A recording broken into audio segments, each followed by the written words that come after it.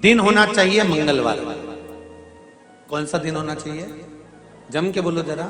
मंगलवार का। विवाह शादी में देरी हो रही हो, या कोई नया कार्य चालू कर रहे हो उसमें देरी हो रही हो, या कोई सर्विस के लिए नौकरी के लिए जा रहे हो और वो कार्य नहीं हो रहा हो, तो एक धतूरा, केवल एक धतूरा, उस धतूरे को फोड़कर उसके अंदर का फल निकालकर उस फल को शिवलिंग पर चढ़ाकर एक लोटा जल शंकर भगवान को समर्पित कर। दिन होना चाहिए मंगलवार।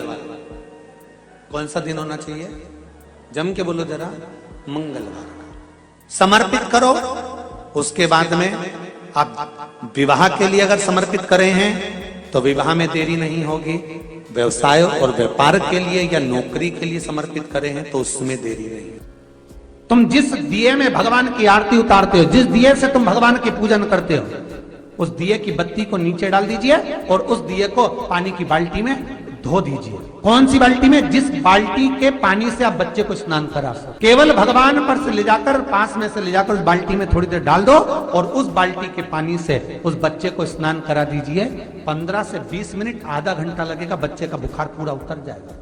इतना विधान है दीप का। जब आप पशुपति व्रत कर रहे हो या कोई नियम धारण कर रहे हो या कोई आपने नियम उठा रखा है और वो कार्य आपका हो ही नहीं रहा, आपने 2 बार पशुपति व्रत कर लिए, आपने ये कर लिया, आपने प्रदोष कर लिया, आपने सोमवार कर लिया, आपने सारे अनुष्ठान कर लिए, बहुत सारे उपाय भी करे तो भी नहीं हो रहा है, तो इस बीच वाली पत्ती पर शहद लगाकर बाबा का जो शिवलिंग है उस शिवलिंग को इसको छुआ दीजिए या उससे चिपका दीजिए और उस पर अपनी हथेली रखकर कामना कर कर वापिस घर को आ जाइए।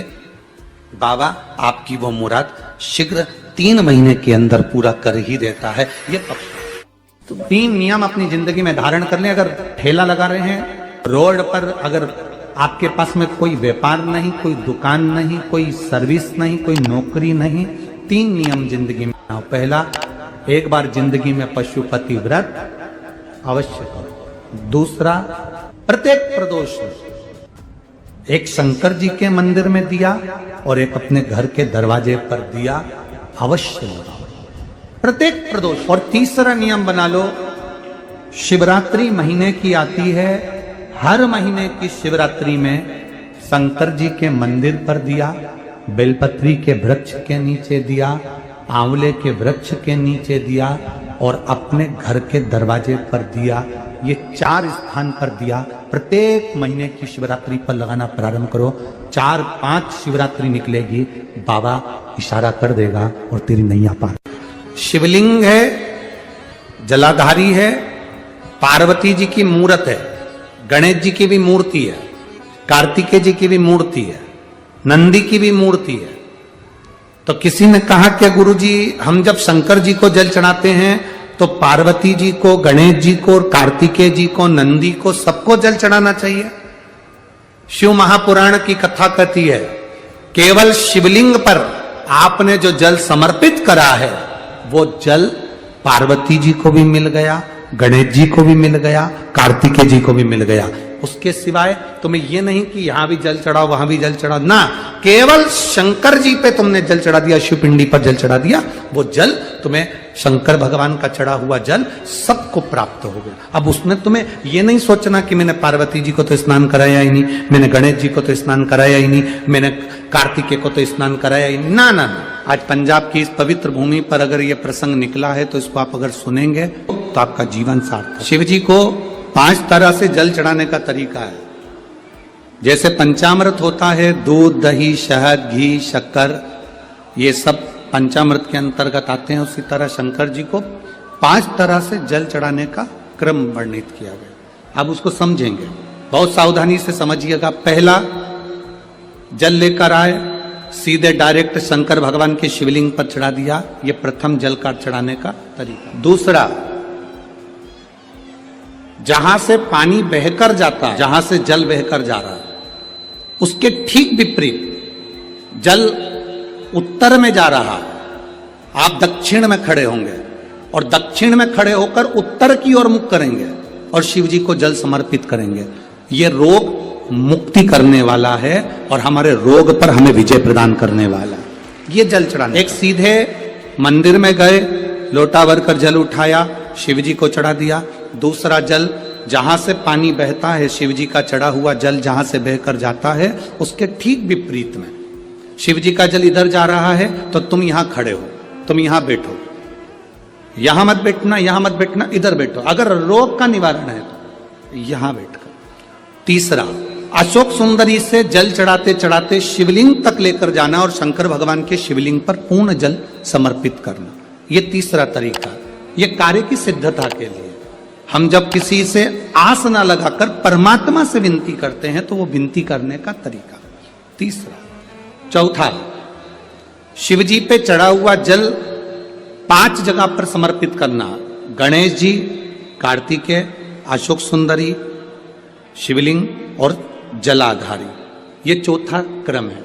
और 5वां जल समर्पित करना, 5वें नंबर। शिव जी को 5वें नंबर का जो जल आता है, जो जलाधारी है, ऊपर जिसमें पानी भरा रहता है और नीचे एक एक बूंद टपकता रहता है, जलाधारी में जल समर्पित कर कर उसी जल को बचाकर अशोक सुंदरी वाली जगह पर थोड़ा सा चढ़ाकर उसी में से जल शिवलिंग पर जब हम समर्पित करते हैं तो हम जिस कार्य के लिए जा रहे हैं वो कार्य सफल हो। धतूरे का जो पुष्प है उसको 2 जगह पर समर्पित किया जाता है। अशोक सुंदरी के स्थान पर जो खिला हुआ भाग है उसको इस तरह से रखते हैं कि शिवलिंग की ओर उसका खिला भाग जाए, और डंडी का भाग इधर गणेश जी, कार्तिकेय जी और 33 कोटि जो देवी देवता हैं उस ओर उसका भाग जाए। एक। दूसरा, शिवलिंग पर जब हम धतूरे का पुष्प समर्पित करते हैं तो उस फूल का खिला हुआ जो भाग होता है उसका मुख हमारी ओर होना चाहिए। बहुत अंतर है महाराज। कनेर का पुष्प इससे विपरीत में चलता है। कनेर का जो पुष्प होता है उसकी डंडी का मुख हम अपनी ओर रख लेते हैं और खिला हुआ भाग महादेव की ओर कर कहते हैं। जिसका व्यापार ना चले, व्यवसाय ना चल रहा हो, बहुत ज्यादा कष्ट में जीवन निकल रहा हो और बहुत ही ज्यादा तकलीफ हो रही हो, तो धतूरे को हल्दी में डुबोकर शंकर भगवान को 12 बजे समर्पित करें। उस धतूरे को वापस उठा लाएं 5-10 मिनट के बाद, श्री शिवाय नमस्तुभ्यम बोलकर लाल कपड़े में उसको बांधकर व्यापार वाली जगह में कहीं पर भी उसको बांध दिया जाए। व्यापार पीछे नहीं हटता, व्यापार अग्रण्य भाव में बढ़ता चले जाता है। महाराज, हल्दी में डुबोना पड़ता है। जलाधारी, अशोक सुंदरी वाला स्थान, ये जो जलाधारी बेटियों के स्थान से जलाधारी तक जो कनेर के माला बनाकर स्पर्श कर कर लगा देता है, शिवरात्रि के दिन प्रदोष काल के समय पर उस पति पत्नी में कितना भी झगड़ा हो रहा हो, आपस में प्रेम बनना प्रारंभ हो जाता है। अदालत का केस धीरे धीरे समाप्त हो। ये भी अलग अलग होते हैं। पहला दिया होता है पणाती दिया। मैं चैनल वालों से कहूंगा, अगर आपके पास में अगर, क्योंकि हमने पहले भी कथा में कहा कि जिस जिस जगह का स्मरण कराएं उस जगह का फोटो भी आप दिखाएंगे तो उसका आनंद कथा सुनने वालों को, ऑनलाइन वालों को मिलेगा। पहला होता है पणती दिया। ये पणती दिया मट्टी का दीप, जिस दीप के अग्रभाग को थोड़ा सा बड़ा कर दिया जाता है, उसको पणती दिया कहते हैं। ये पणती दिया जब भी भगवान के सामने लगाया जाता है तो इस दिए को सम्मुख में जब रखा जाता है तो दिए का जो लो की मुख होता है वो अपनी ओर होना चाहिए। दिए की जो लो है, बाती है, उसका मुख अपनी। विष्णु पुराण कहती है अगर इस दिए की बाती भगवान की ओर रहती है तो हमें तपन की अनुभूति होती है, पर इस दिए की बाती जब हमारी ओर होती है तो हमारे शरीर में कोई बड़ी बीमारी आने वाली होती है तो वो कट जाती है हमारा। विष्णु पुराण में दूसरा दीप कहा गया है निरंजन दीप। विष्णु पुराण में दूसरे दीप का वर्णन निरंजन।